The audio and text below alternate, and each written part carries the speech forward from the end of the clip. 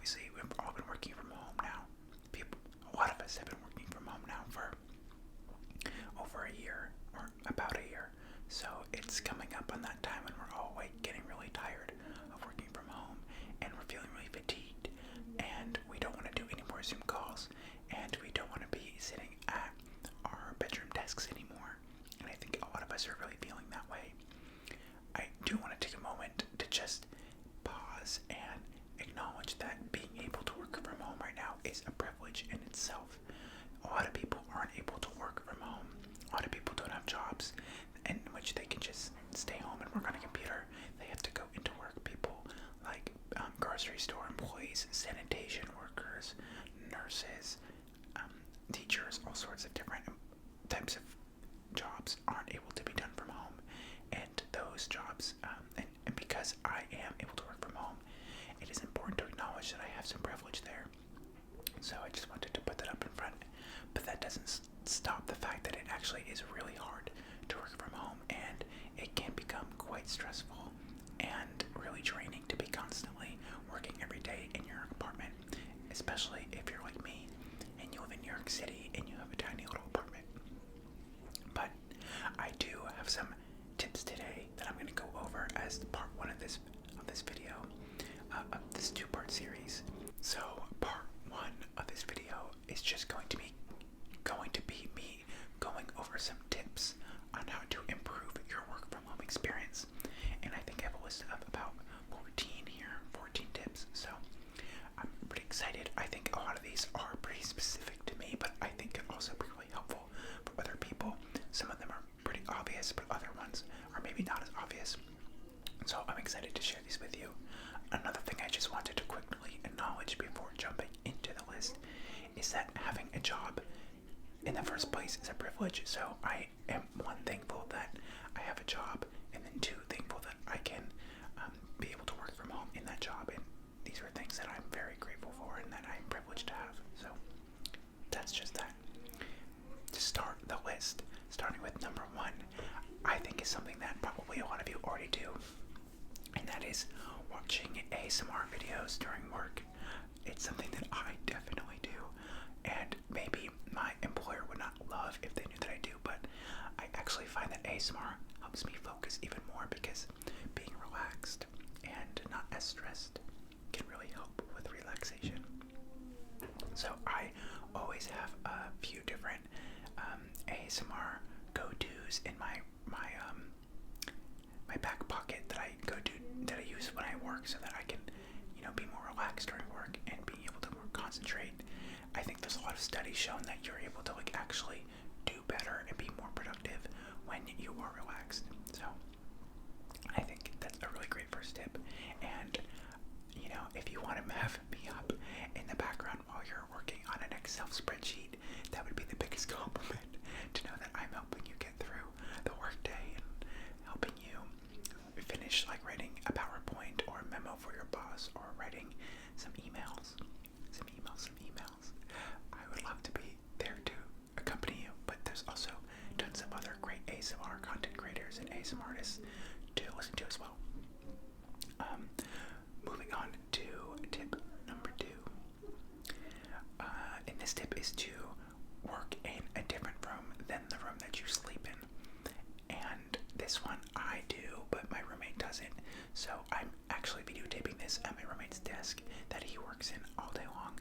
I personally work at the kitchen table instead of my room. I don't even have a desk in my room, mostly because I was too cheap to buy a desk, but also because I think it's good to get up and out of bed and out of my bedroom and to be working in a different space than I'm sleeping, because our brain creates different connections between spaces and what we do in them.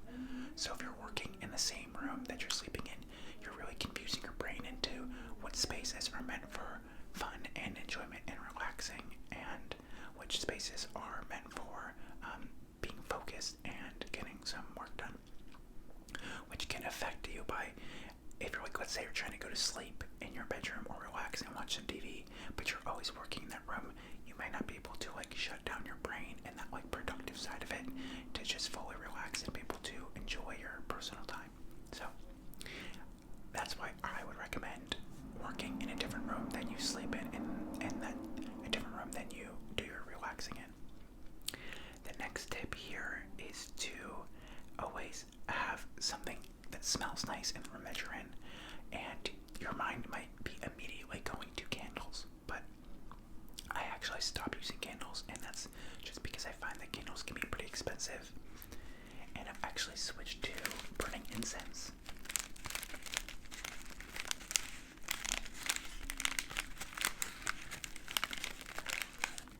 I think incense smell amazing. And if you don't know what incense are, you basically just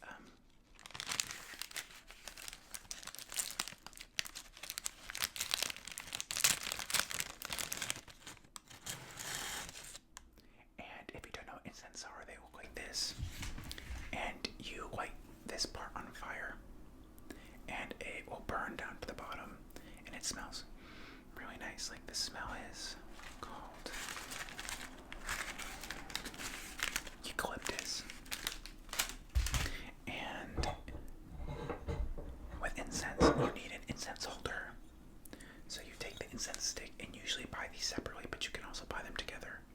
And you put the incense stick inside the incense holder like this. And then you light this end of it, and then it burns, and it'll smell really nice. I actually got this incense holder with my friend Zainab, and we were at the Tibetan store. As you can see, it was $25. I never took the tag off.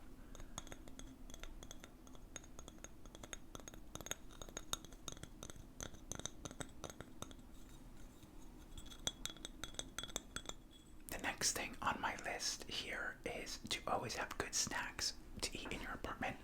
And this is a huge one for me. I'm someone who loves to be eating snacks, but I almost always forget to buy snacks when I go to the grocery store.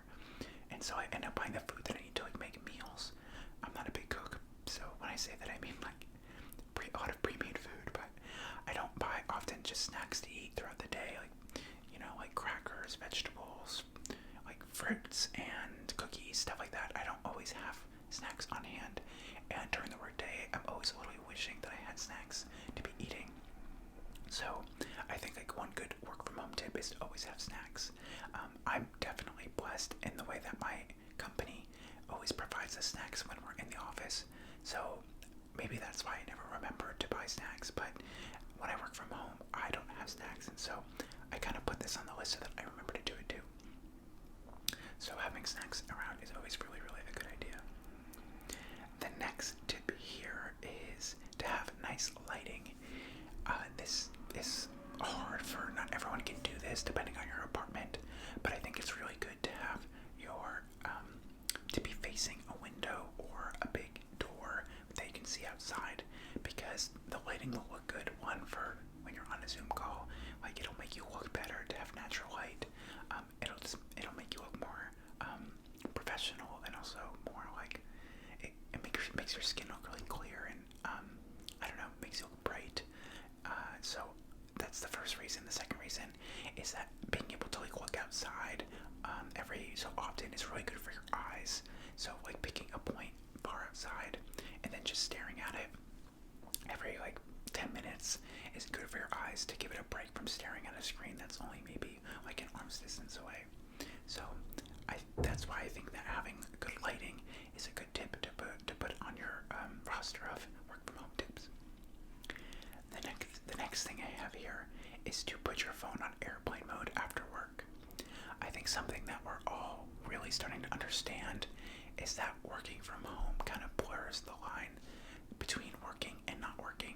So it kind of just feels like you're always working, because when it turns like 5 p.m., 6 p.m., 7 p.m., whenever you're technically off the clock, it's so easy to be like looking at your emails and like answering clients, answering your boss, even when you're not technically like on the clock.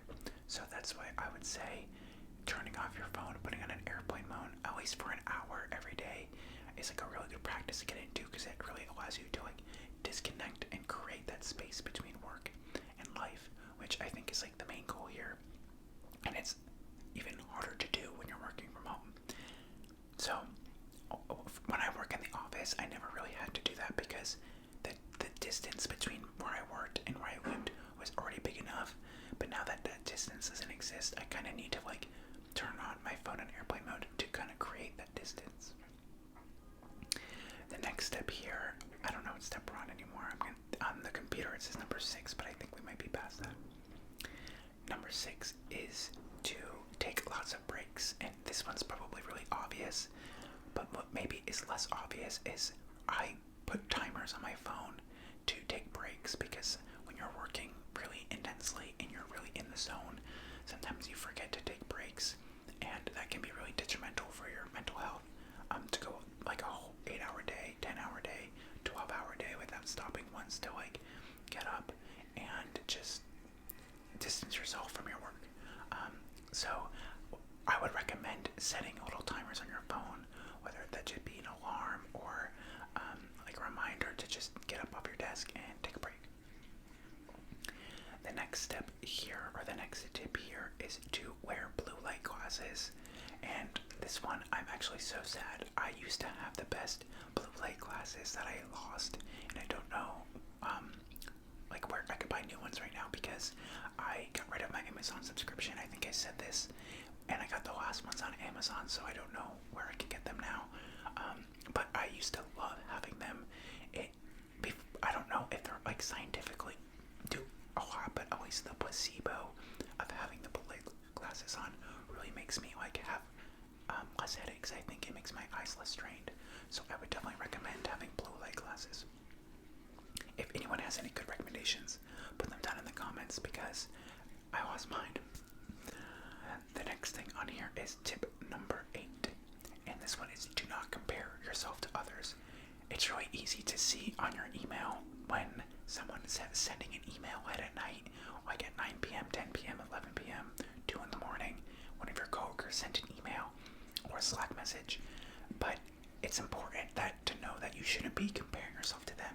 If your coworker's working really late at night, like you don't know their story, like maybe something really important came up during the day and they couldn't get to it until later at night, the work that they had to do or that they missed, or maybe they're just a try-hard and they're trying to, I don't know, kiss ass to the boss. Like I don't know, but either way, it's just not a healthy practice to compare yourself to others. So I think that in general, comparing yourself to others is a bad thing to do, and kind of stopping yourself from doing that is a good thing to do. The next tip is tip number 9, and it is don't pressure yourself to do anything after work. I know that because we're working from home, we might feel more pressured to get involved with other things than just work, but I think we don't want to go overboard with that. Like you don't want to make yourself so busy that you're not having time to just decompress and relax. You might feel tempted to get involved with, I don't know, a different extracurricular activity. You might pick up a like music lesson or something. You might decide you're going to tutor once a month or once a week, and all those things are really awesome, and I encourage you to do them. I would caution against doing too many things and pressuring yourself to do too many things after work, because just because we're never leaving our houses doesn't mean we're not working. And even though it could feel like that, so we don't want to overload and overcompensate for that by taking on too much. The next tip on here is tip number 10, and it is to leave the apartment at least once a day. This is a big one for me. I get super depressed if I don't leave my apartment at least once a day. So that could be going to the grocery store, going for a walk. It could be just literally going outside to get a package or to get your mail. Really anything, but just getting outside is a really good thing to do. And I think because we're all working from home, sometimes we forget. I know in the beginning of quarantine, there would go like an entire 3-day, 4-day period when I wasn't even leaving my apartment, and it was making me so depressed. So I would recommend at least once a day trying to just get out, get a breath of fresh air, especially if you're like me and you live in a very cold city like New York City. It might be even harder to do this, but I can promise you as soon as I'm done filming this video, I'm about to go outside and go for a walk. So definitely an important thing to be doing is to getting outside. least once a day. The next tip on here is tip number 11, and it is consider getting a roommate. And I know a lot of people may not have access to having a roommate or don't like living with people, but having a roommate has helped me so much with quarantine. I always have someone to go say hi to when I'm on a break during work. I always have someone to eat meals with. I have someone to commiserate with when I'm having a difficult day at work. So I would definitely recommend trying to get a roommate if you're re-signing a lease. If you can't get a roommate and that's not an option for you, I would recommend maybe trying to work from home with a friend. Someone who hopefully is in your pod of friends that you've been, your pod. So you're not, spreading COVID around, but just having one person with you that you see pretty often and that you don't see a lot of other people to work with, I think it could be really a great thing if you can't have a roommate. To just expand really quickly on that, humans are social beings, and I think a lot of us are more extroverted than we really give ourselves credit for. So having someone to be around is a good thing. And if you genuinely cannot, it's a pandemic, we're living in a panorama right now. If you can't have someone to be around, having that an ASMR video in the background actually could be really helpful. And I've noticed that, like, for my own self, if I can't be around people, having like an ASMR video, like having a friend who maybe we're not like talking with each other, but I can talk to them in the comments and have someone talking to me can be helpful. Okay, tip number 12 is to have YouTube or Netflix on in the background. This like kind of goes in line with the ASMR in the background, but when you're in the office, oftentimes you can't have Netflix up, you can't have YouTube up because it looks bad to your boss. So take advantage of this time to be having Netflix open. Like if you're someone who can multitask, you should take advantage of that. Like there's nothing wrong with having TV show up, your favorite TV show, while you work, as long as you can do both. So I think that's something that I would recommend doing while you have the opportunity working from home. The next tip is tip number 13, and that is to lean into wearing comfy clothes. I've heard a lot of people say like you should be dressing up professionally every day, or like what you would generally wear to work, you should be wearing work from home because it gives you routine. But the most beautiful part for me of work from home has been being able to wear sweatpants and a t-shirt literally every single day. Sometimes I wear the same thing to bed that I wore that day. Like I don't even get changed because I just like was wearing sweatpants and a t-shirt. So I think like again, like having Netflix open, you should lean into the parts of working from home that are exciting and that you wouldn't be able to do in the office. So I would for 1,000,000,000% suggest never wearing anything with a button, nothing with zippers, just like loose fitting clothes that are soft and warm. Okay, and that's actually all the tips I had written down. If you can think of any other tips, put them down in the comments because I would love to hear them and I think other people would like to read them too. If you would like, please subscribe to my channel. I'm trying to come up with a routine. I'm thinking I'm going to start posting every Saturday